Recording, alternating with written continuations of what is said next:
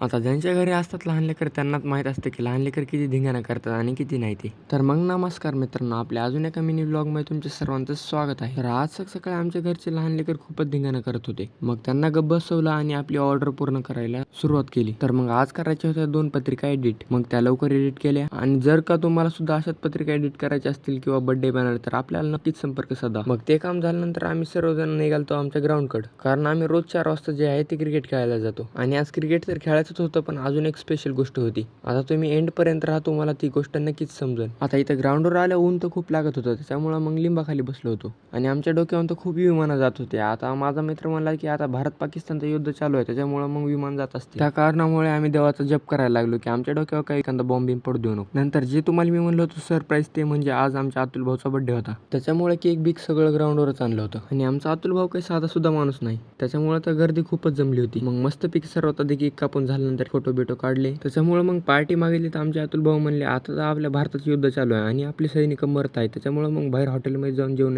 हे चांगलं वाटत नाही. त्या कारणामुळे आम्ही आमच्या बाळूमामाच्या मंदिरापाशीच पार्टी करायची ठरवलं. आणि नंतर मग तेवढे पार्टी करत असतो अजून एक केक आला आणि मग आपला व्लॉग सुद्धा संपला.